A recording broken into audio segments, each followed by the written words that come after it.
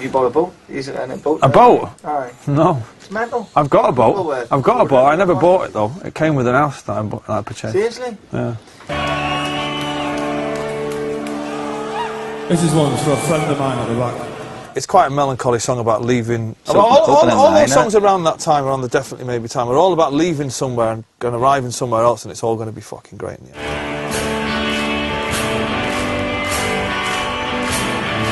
I would like to leave this city, with this old town don't smell too good.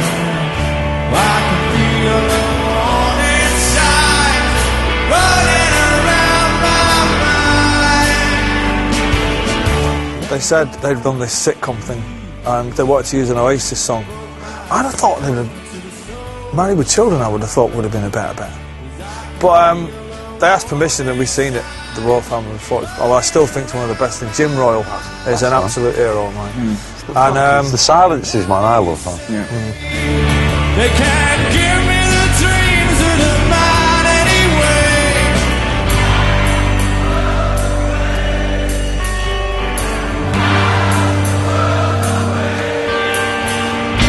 Half the world away. I've been lost, I've been found, but I don't feel now. there's a real early one. It kind of documents that period of like, right, I'm leaving this place and I'm going to London. There's too many people to piss off to stay up here. You're right, laugh. I guess subconsciously, we always knew we were never going to stay in Manchester.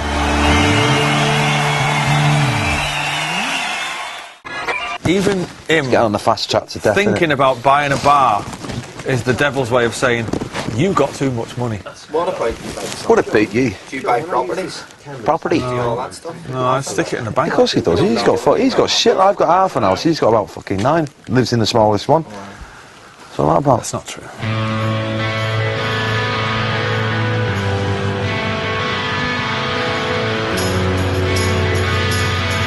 It's just a great song.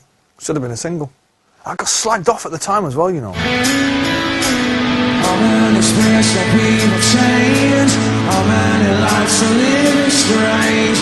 Where were you while we were getting high? That's one song that we've, ever since it was released, I think we've played it every night, where possible. So It's a tune, man. It is a tune. Where were you while we were getting high?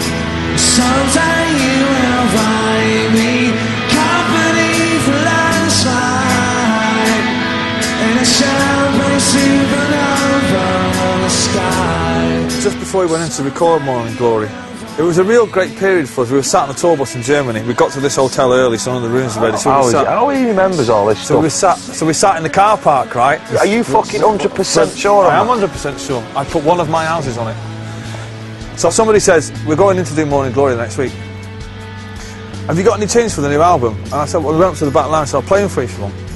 And I played The Low and fucking Cast My Shadow and all this, and played Champagne Supernova in its entirety on acoustic guitar, and looked up, and at the end, Bono was crying. You've not just written that, have you? Sorry. I love you. But Bono was crying, and I was looking at him thinking, you fucking soft lad, either that or it's shit.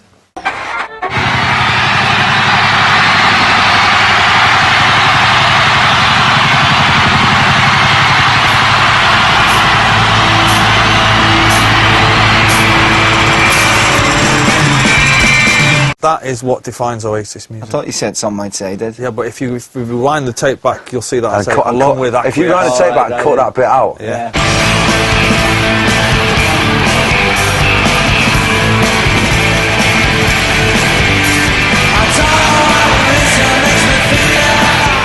Wrote that on a train on the way to Loco Studios for the sessions of Definitely Maybe. Doing something fucking for that. And I got stuck in the Severn Bridge and they had me acoustic guitar. I remember that. And you weren't there, I was on my own. I remember that. Because fucking hell, I wasn't just fucking sat around going, oh, this fucking, can't wait to get a fur coat, fucking top hat, furry dog, I'm gonna be the bollocks. I was taking it all in, man. I was like, yeah, pass me the guitar, yeah. What's that word, acquiesce? What does that mean?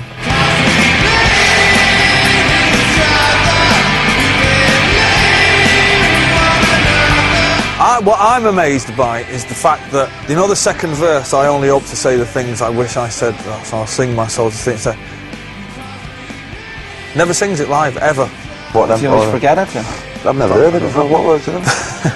Well, you don't want a verse. There's another verse in it that you just refuse to sing. Don't refuse, man. Never heard What it. is it about it? You don't like it? It's not that I don't like it. I've never heard it. Where then? The geezer who puts the words in front of me has obviously fucked it off. Yeah, he just I had just control. sing what I read, man. You know what I mean? The geezer who puts the words in front of me. Jason, man, you know, He's a word midget. It's obviously it's not there, Oh, the mate. squats behind the fucking monitor. I just sing what's in front of me, mate.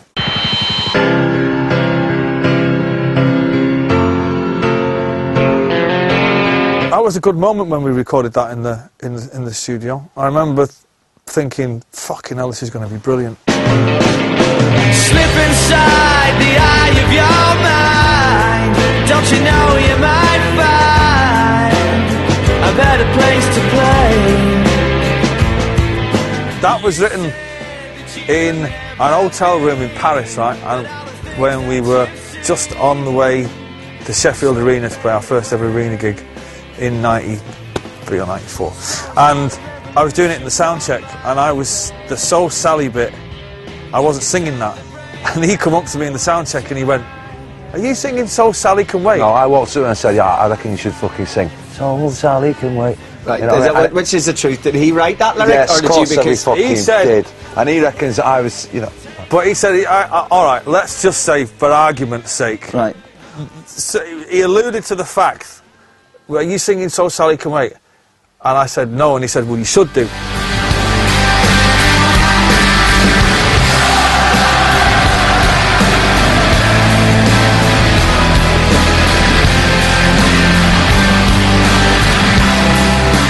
so what were you singing at the time? He was singing. I don't know, I was singing, I don't know, I don't know.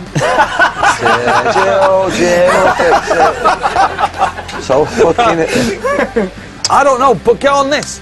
I was at a gig one night and some girl come up to me and she said, real earnest, like, her name wasn't Ernest, but she said, "Hey, you know the song Don't Look Back in Anger?" And I went, "Yeah," and she went, "Is Sally Cinnamon?" And I went, "Oh, that's fucking brilliant, I wish I'd have fucking come up with that." Do you know what? Before I got That'll involved. be my fucking favourite story. See, like in 2 months, what have you done recently? Oh, I did the sleeve notes thing with Oasis. Did you find out anything? Aye, Liam Cole wrote Don't Look Back in Anger. I'll have that spread around fucking Britain. And, Wildfire. yeah. Top girl, rock and roll star. That's a song that fucking never leaves my heart. Every day I wake up, man. You know what I mean? Night or day, you know what I mean? That's the way it is, man.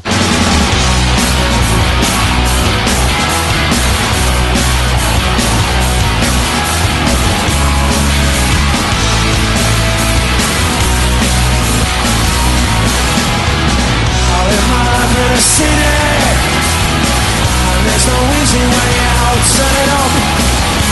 The days moving just too fast for me. Is it about him?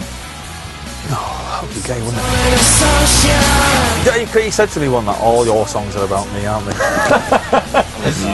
days moving just too fast for me. No, I wrote that in Manchester. I don't know. I think it's probably my best ever song. I think it's the most arrogant fucking song ever wrote. To be playing that in front of fucking 2 people. Brilliant. In a boardwalk. Yeah, right at the end, down, it's just rock and roll. Good night. And this going. And people were just like, "Ah, you dick," and we go fucking work. We go fucking working the next day, and they were like, and it gradually got fucking, you know.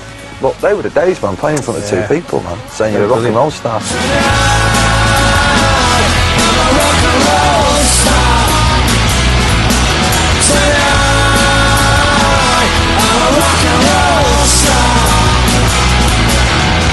The words, I've been blowing my own trumpet here, I've been doing for the last hour and a half, but, you know, I live, Have you? I live my... Between an hour and a half. Well, it's better than blowing That's someone fucking else. 12 years, right? Well, it's better than blowing someone else's trumpet. But I live my life for the stars that shine. Great, man. The thing I get from that when I sing that, "I live my life for the stars that shine," the stars are in the crowd, you know what I mean? That's when I sing it, that's my, I don't know what your vibe is on it, but the stars are the crowd, you know what I mean? That's the vibe I get from it. I know what you're saying. I know people take different things. I'm sounding But like Sting now, like, I'm thinking of an astrological vibe. But well, my thing was from the kids, man, in the crowd, man. I was like, bunch of cunts. So buy a fucking t-shirt and a poster on the way out, you fuckers.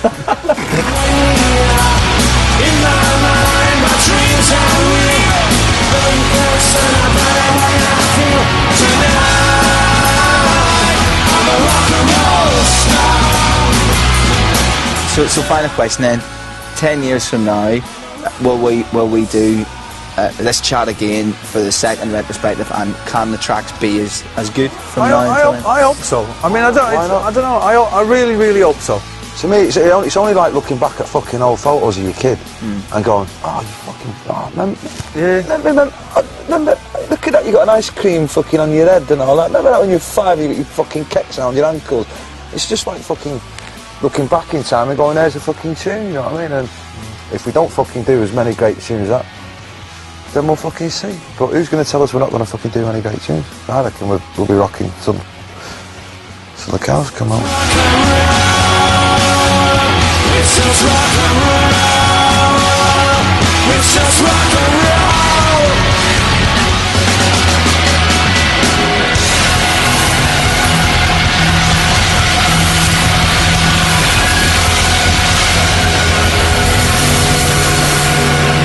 See you next year in an album.